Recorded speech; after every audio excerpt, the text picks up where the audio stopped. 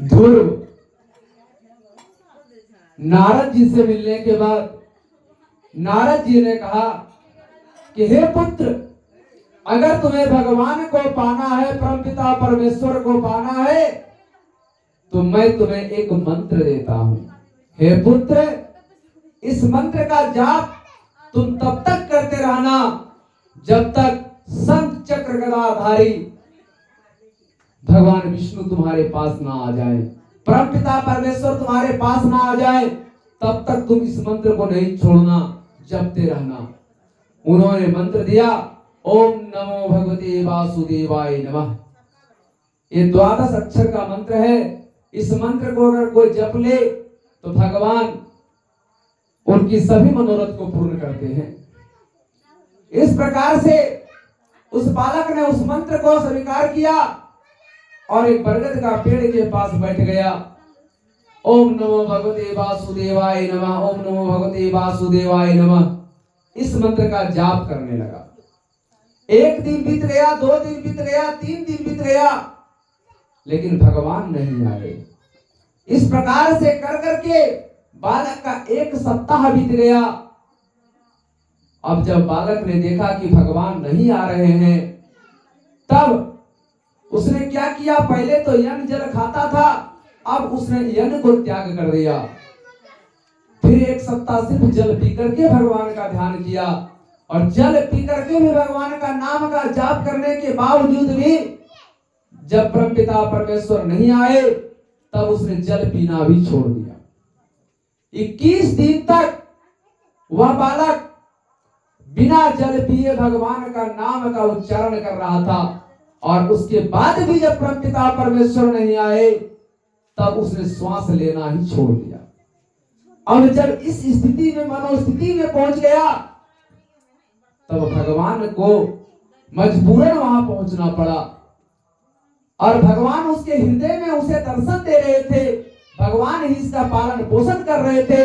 जब जीवात्मा अपने आप को भगवान के ऊपर निछावर कर दे, तो भगवान जो है उसकी हर एक प्रकार का मदद करते हैं।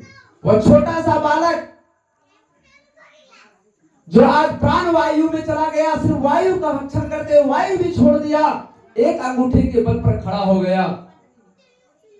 परमपिता परमेश्वर शंख चक्र गदाधारी पतंगधारी भगवान वहां पर प्रकट हो गए। प्रेम से बोलिए विष्णु भगवान की।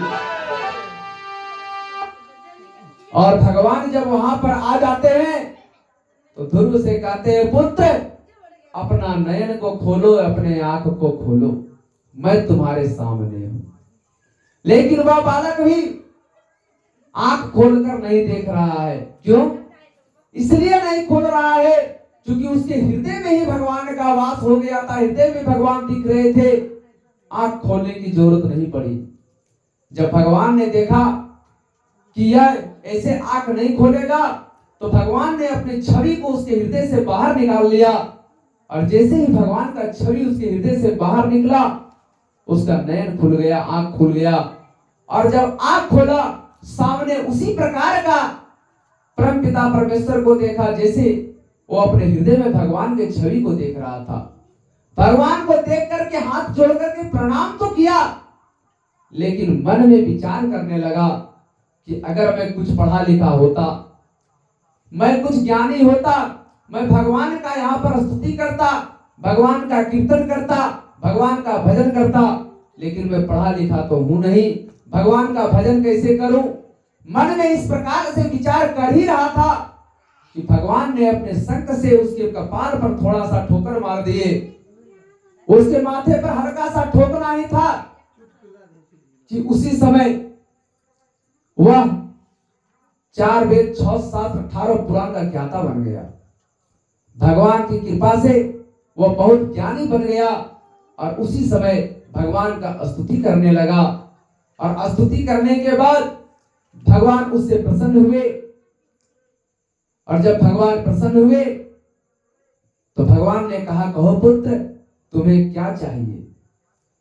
ध्रुव ने कहा, प्रभु, आपके आने से पहले मुझे बहुत कुछ चाहिए था, लेकिन जब आप साक्षात मेरे पास आ गए तो हे भगवान, अब मुझे कुछ नहीं चाहिए। अब मुझे कुछ नहीं चाहिए। तो परम पिता परमेश्वर ने अपने गोद में बैठा करके उस बालक से कहा कि पुत्र, तुम अपने राज्य को जाओ, मैं तुम्हें